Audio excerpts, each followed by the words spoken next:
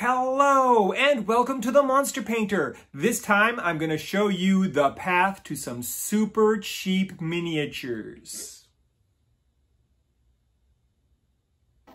So a few years ago, the answer to where can I get a bunch of cheap miniatures was simple. It was the Dungeons & Dragons board game series. Not only were the games themselves pretty good, they provided a very nice and ample selection of models at a very reasonable price. Unfortunately, time has moved on and these games are becoming more and more scarce, and thus more and more expensive.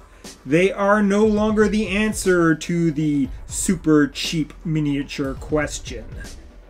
The other classic answer to this all-important issue is to back a Kickstarter. A good crowdfunder by a reputable company will yield many dozens of models at an excellent price. But these are volume bargains with a high buy-in price and a long, long wait for fulfillment. Moreover, if you're not careful with what you back, this option can be fraught with peril, frustration, and delay. But what's that, you say? You don't have hundreds of dollars and don't want to wait a year or two for your cheap miniatures? Well then, it's time to turn to the globe's source of junk you don't really need, Amazon. The words Path Gaming Miniatures will get you there. They have a variety of set configurations. I have chosen 50 models for 50 bucks. And with a few clicks and a small payment to a James Bond villain, my super cheap miniatures are on their way. And then would you look at that? In a really short time, I think it was less than a week, a fun little brown box shows up on my doorstep. And what should we find inside that little brown box? Well, we find a jar full of miniatures and the first indication that you get what you pay for. This set of miniatures are packaged more like Green Army men than typical tabletop gaming models, and it means they are probably pretty durable and unsurprisingly kind of cheap looking. Well then, it's time to open up this jar and see what kind of crazy mess I have gotten myself into. There are an awful lot of miniatures packed into this little jar. 50 of them to be precise. So we better take a closer look at all these little guys. Alright, out of the jar we can see they come in two different tones of plastic. There is a little bit of warping here and there, as well as some pool noodle weapons. This is to be expected. Truthfully, they are in really good shape considering the price of just $50 Canadian. There is a wide variety of sculpts and designs. As advertised, they are all unique, making this an excellent value for RPG game masters who thrive on variety for their encounters. All sorts of classic tropes and useful models. I am suitably pleased with this big lot, but I feel you really cannot truly evaluate the quality of a miniature until you have painted it up. So buckle up, I'm going to give each and every model a decent paint job and a careful examination. Here we go on our Path Miniatures deep dive.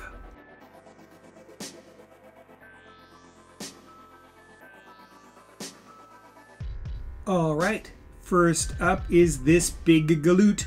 He was one of the first ones I painted, and he is definitely one of my favorites. Probably intended to be a Yeti in Dungeons & Dragons. He has a good sculpt with well-textured fur and a pose that just says, "Give me a hug!"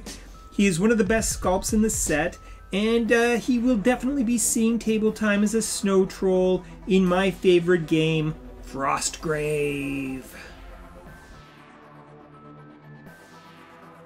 So the set bills itself as containing 50 unique sculpts, which is true, but some of the poses are reused, like with these two. Now, they have head swaps and weapon swaps, and even feet swaps, so I can't fault Path Miniatures, as they end up looking very distinct from each other. One is clearly a classic-looking bugbear, a great big brute warning you to kill the wizard first. Great stuff. I love the miniature. The other fellow I painted up as a human barbarian, and he pulls off the role well. However, I do suspect that he was intended to be an orc. The details on his tusk were a bit muddy, and I think I misinterpreted them to be a mustache. Oh well, this is the kind of thing you have to accept when working with super cheap miniatures. This pair of lady wizards also share the same sculpt, with a head swap, and a staff swap, and a spell swap. Combine this with different color schemes and you might never notice the similarities. They are pretty convincing in their roles and would make good player characters in Dungeons & Dragons. They would also make a great wizard and apprentice team for a game of Frostgrave.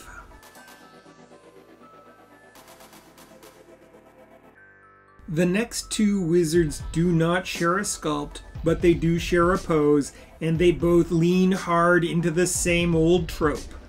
They're a pair of classic fantasy wizards, one dressed for the court, the other for the countryside. They are ready for adventure or a non-player character role of some sort. They might be cliches, but they're definitely going to get the job done, and that's what you want sometimes in a simple miniature. From here on in, there are no more shared sculpts or poses. All the rest of the models are truly and totally unique, which is quite impressive. One problem which reoccurs with this set, however, is muddy, unclear details. I think the elf girl in blue is supposed to be holding a bow and arrow, but I'm not entirely sure. They are super cheap miniatures after all, and you can't expect a lot of crisp, clean detail. Sometimes you're going to have to make decisions. On the other hand, because they are super cheap, they frequently have only the necessary details, making the models nice and simple and clear, like our crossbow-wielding friend here. Next up are a pair of male and female dual-wielding adventurers. They would make great treasure hunters in Frostgrave. And I have to say, there is a very pleasing gender diversity in this set. Lots of men, lots of women, lots of different roles, and the set as a whole would be quite useful in fitting out an adventuring party and all the quirky diversity that lies therein. Finally, back to some monsters. Here are some classic kobolds. One armed with a dagger and a billiard ball and a sock. Or maybe it's a sling. No, definitely a billiard ball and a sock. Standard kobold issue. The other one is unarmed. He's named Lork. It's his job to feed the mimics. He knows where the traps are. He knows about the hidden treasure. He knows the secret passage and the boss's fatal weakness. He is rude, obnoxious, selfish, and only has one hit point. Here we have a straight-up goblin. He is a very generic bit of cannon fodder and will easily integrate into the rest of the goblin tribe. He's just not that exciting. A good workaday model though. His companion, however, is much more exciting. A kobold archer riding a big lizard. It's quite an original model and a lot of fun. It's well sculpted and very convincing, and is absolutely one of the best models in this set.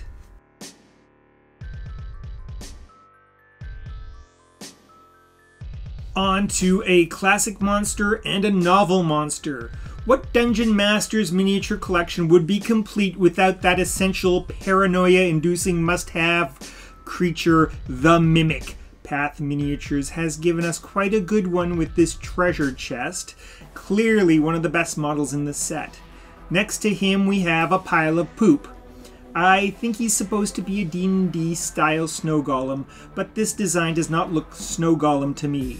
Everyone knows snow golems look like angry snowmen and not like walking mounds. I think the model is a lot more fun painted up as a fecal golem, and it is a great miniature.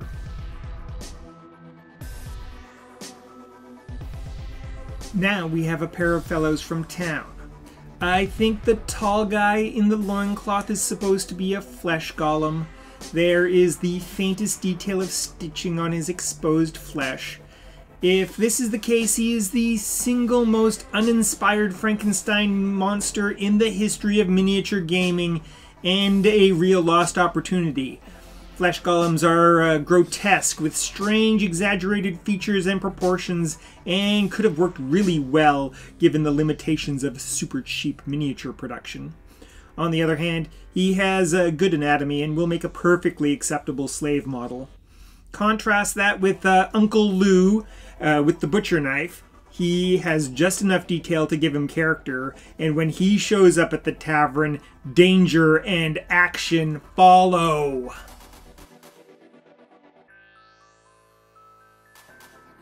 Next up, we have an old lady and a grouchy demon. I love this elderly witch in a wheelchair. She's a novel model with good character. She would be perfect as a patron or in the role of all manner of NPCs. If we imagine her seat as a +3 chair of movement, I could also see her as an adventurer or maybe even a wizard in Frostgrave. The big demon has a surprising amount of character for such a cliché form. The pose and the shape of the head give him the look of an infernal toddler who is very upset about being summoned away from watching an episode of Paw Patrol.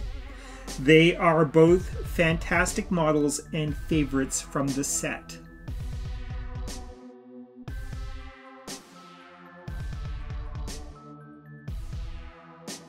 Alright, on to a pair of adventuring ladies.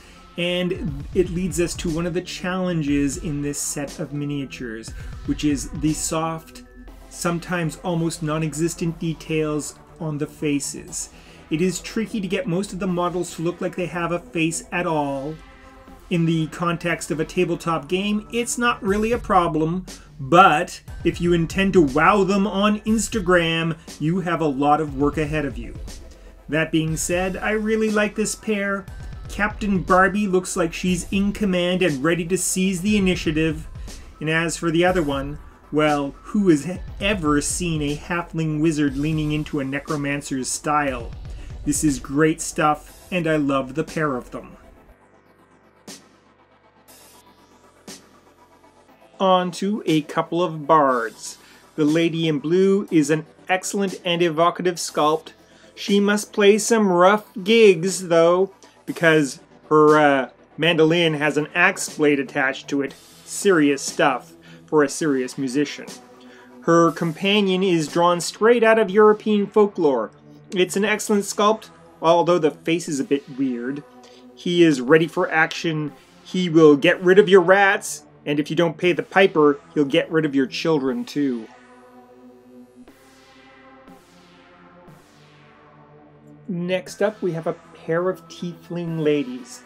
They are edgy adventurers for the modern game. I quite like the one with the sword and board. She has a quality pose and a nice simplicity to her. It's good stuff.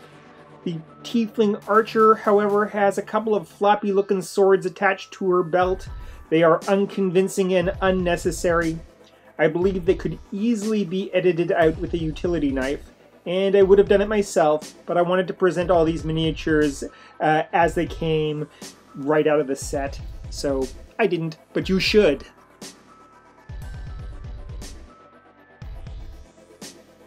Here we have a mean old hag, ready to eat babies and drown foolish men. She demonstrates what works best with these models. It's when they're kept simple. No extra details that strain the super cheap production, just a straightforward, clear villain ready for action. As for her companion, I'm not sure what he's supposed to be. I gave him a simple, skinless, gory paint job, but he could just as easily have been painted green, and he would have made a great plant monster of some sort.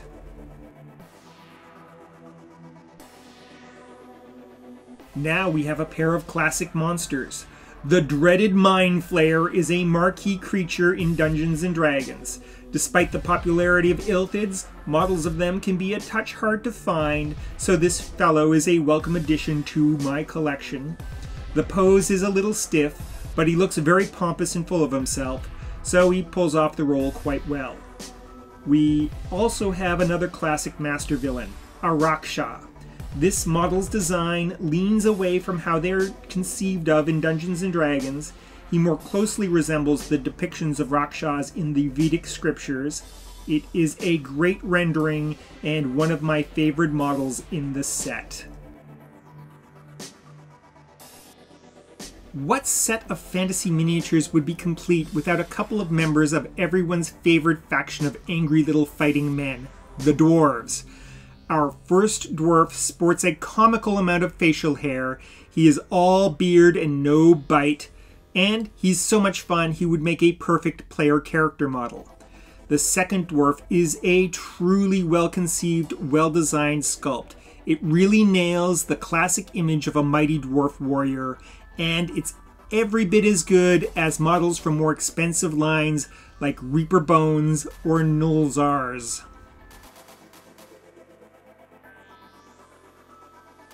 On to a couple of anthropomorphized animal warriors.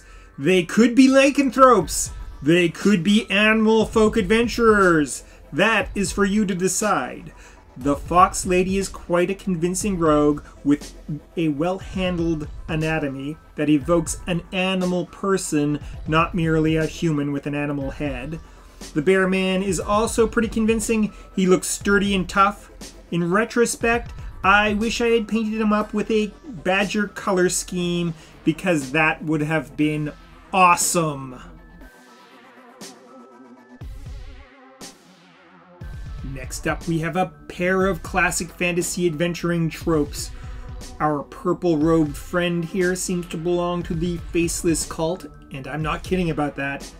Otherwise, it is a perfect, simple sculpt without any extraneous details that delivers its message clearly.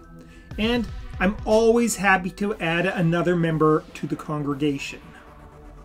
His buddy is a straight-up bandit, or possibly a pirate, or even a hired goon. Whatever kind of brigand you need, he is the model that can get the job done. They might be a pair of cliches, but they're the kind of cliches every game master needs in their kit. I imagine these two models as brothers. The younger, smaller brother is a member of the town guard. He is an honest family man with a good moral compass and a determination to defend his community. All this, and it's a really great sculpt. His big brother is the wild one. He has a job delivering kegs to Amazonian bachelorette parties. It's rough and dangerous work, but he loves his job. He has a very whimsical sculpt that I love, right down to his crazy bow tie.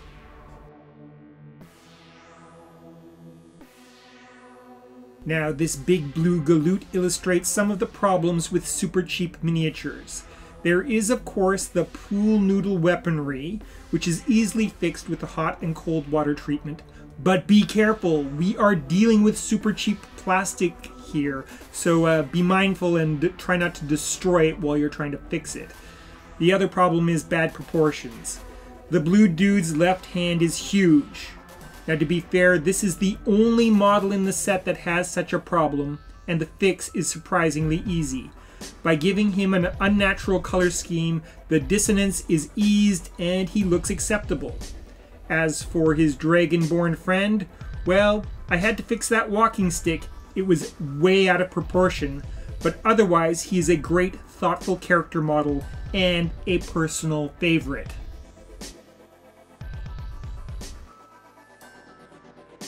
I imagine this pair of young ladies dressed in pink could be sisters, or a mother and daughter, or even the same character at different ages. The older one gives off a real Bronze Age Handmaiden of Athena vibe, and would make a good player character model. The younger one would be fine as a child NPC, but she could be something more sinister in disguise. I mean, what kind of innocent little child wanders the monster-infested haunted ruins alone and unharmed? At any rate, she is a great model and is definitely one of my favorites.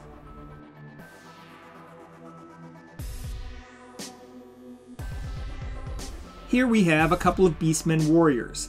The Gnoll is a very convincing, very well-conceived sculpt. He arrived with a broken spear, but that doesn't really bother me. It is a really fantastic presentation of a dreadful hyena man warrior. His big buddy could be a pig-faced orc if you're into that very old-fashioned conception of orcs, but he's more likely a were-boar. Either way, they make excellent, dangerous, and threatening combatants in whatever kind of scenario they appear in. They are a couple of the best models in this set. Up next are a couple of classic monsters. We have a fresh take on the zombie. Not only is he a rotting corpse, but he's sprouting mushrooms. It reminds me of a forgotten D&D monster, the Yellow Musk Zombie. When some poor soul is infected by a yellow musk creeper, their bodies are taken over and animated, and they become a grim yellow musk zombie. Very frightening stuff, and this fellow could make an excellent example of the monster. The other model is a fantastic rendition of a cockatrice, a terrible monstrosity born when a rooster lays an egg on the peak of a roof. It's so ugly, just a glimpse of it will turn you to stone. Great stuff. Some of these super cheap models might be a little ugly, but this one is stone cold ugly.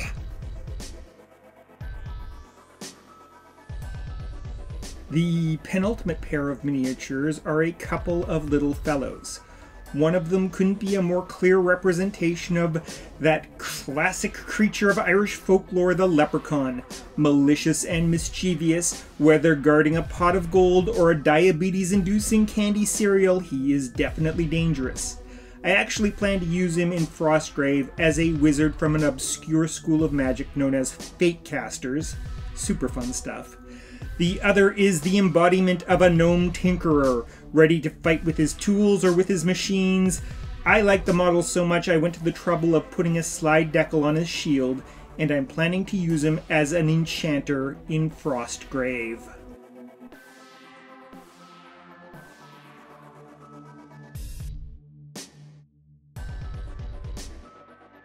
And at long last, we come to the marquee miniature in this set, a big, angry ogre.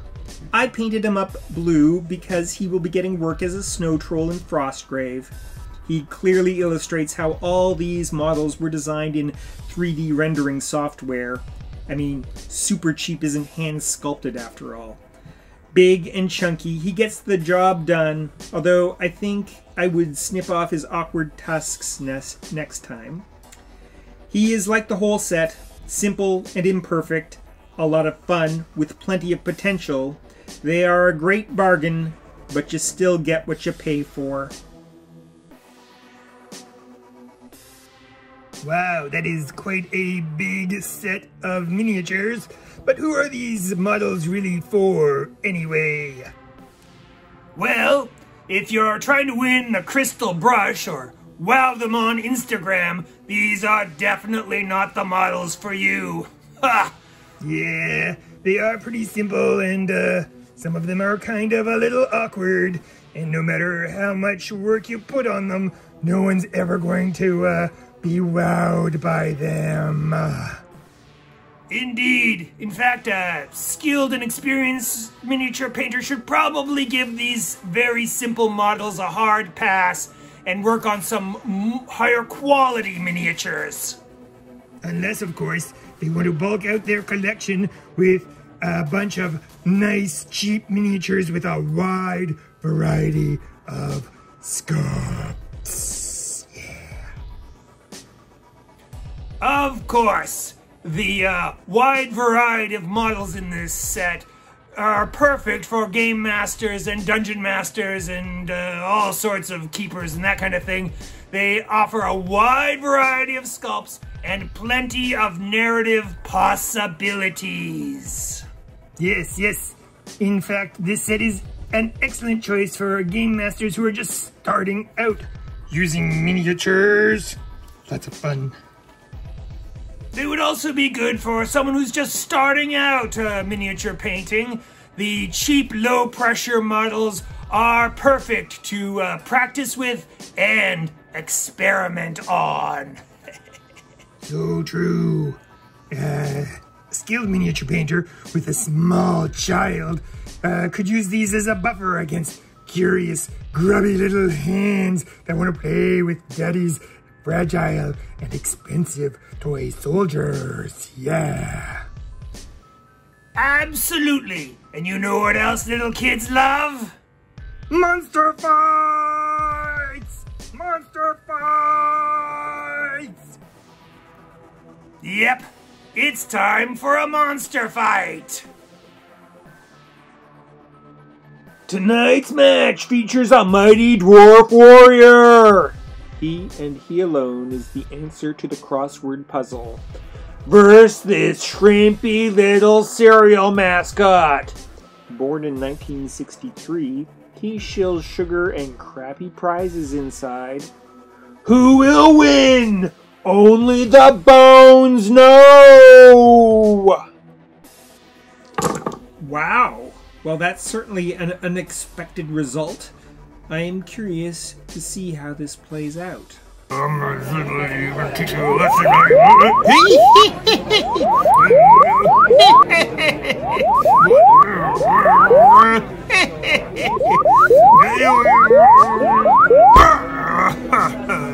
That cereal is terrible. Unsurprisingly, the wholesome dwarf Templar has defeated the guardian of the Lucky Charms. A thrift store toy painted up like tabletop terrain. Remember to like, comment, subscribe, and ring the bell.